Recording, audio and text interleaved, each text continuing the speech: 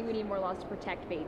I think we did a good first step last year. In 2014, we passed a bill that is basically setting up a study with some special project hospitals throughout the state, and they will take reports on babies that are born with withdrawal symptoms and then report those back to the state board. And when we start to collect all that data and see what we have to work with here in the state of Indiana, and we can get some real numbers and know where these babies are, what they're being affected by, then I think we can start to take the steps of, okay, how do we educate mothers?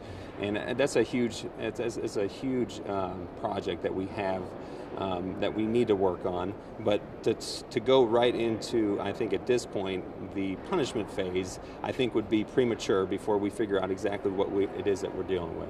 Okay. Looking at numbers, I'll just spit one at you from Union Hospital alone. They get 1 to 2 babies a month that test positive for meth. Yeah. In my book, that's a lot because any baby shouldn't be affected. Absolutely.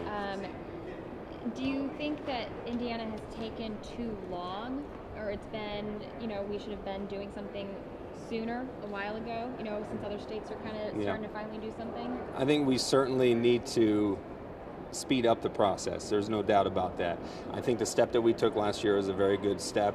I would be comfortable in saying that we may be behind a few other states in what we're doing here. We have a handful of different issues that we're dealing with when we talk about infant mortality. We're certainly concentrating on that this session, and I'm a big proponent of fighting for the unborn and obviously fighting for the newborns. And what we need to do is figure out the best pathway that we can do that. And as I said, last year was a good first step.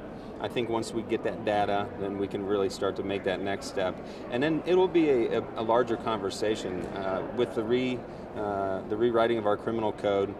We want to make sure that we're placing new punishments for crimes into the right area of the code, and want to make sure that it is consistent with other crimes. Do you think that we can credit Indiana's numbers with the amount of meth babies that we do see because of lack of laws we've had? I don't know. That's a good question. When we start talking about the meth problem in Indiana, we get into a whole nother ball of wax, and I am a proponent of looking into and studying and taking that next step of making pseudoephedrine a scheduled drug. I do believe that the only way that we can ultimately squelch the meth problem is to take away one of the main ingredients in that horrible drug. And until we start to address the actual problem, instead of just trying to put Band-Aids on it, we're going to continue to have problems like the meth babies and other addicted babies that are born in our communities. Now, you kind of touched on it, but I'll just retouch on it a little further. So basically, do you think that the problem starts with the meth babies testing positive, or do you think this is a deeper problem? Oh, I think it's a much deeper problem. We have a much deeper community problem.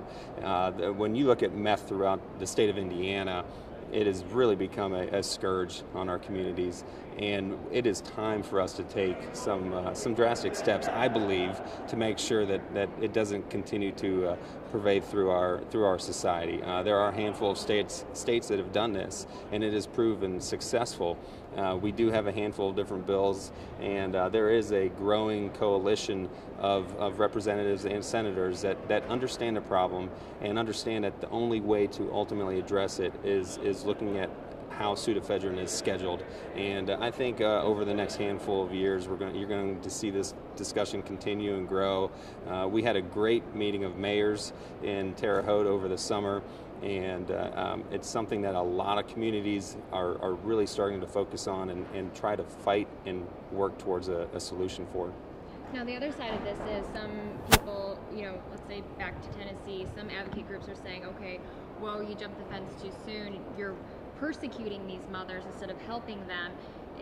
Do you think that that's something that would worry people here in Indiana if we started passing bills that have charges?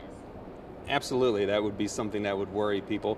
I would assume that the same arguments for and against that we're down in Tennessee. We'd also hear here in Indiana. And I think that's why it's important with that Senate bill that we passed last year, I believe it was 408, that really starts to study the problem and get some actual data. And so when we have data and we have numbers and we have healthcare professionals that we can then lean on and say, okay, where is the problem? What exactly is the problem?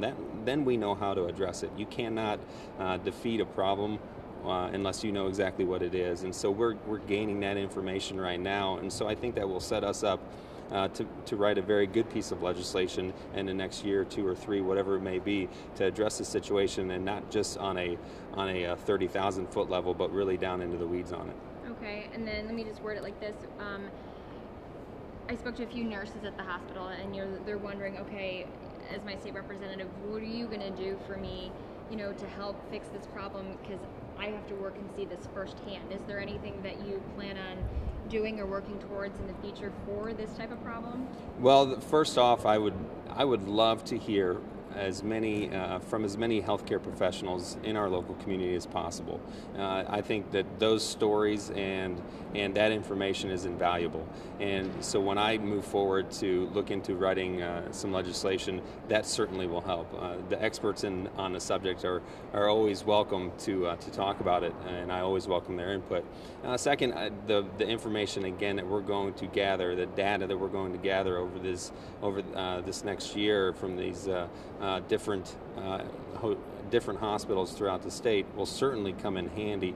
I would be more than open to discuss looking into what other states have done and figuring out what would be best for Indiana, because we certainly have unique communities. We have a unique state with several large urban areas, very large rural areas. So we have a different mix, and it would certainly take some time to write, but I think that if with the right people and the right input, we could probably do something that would help a great deal in this state.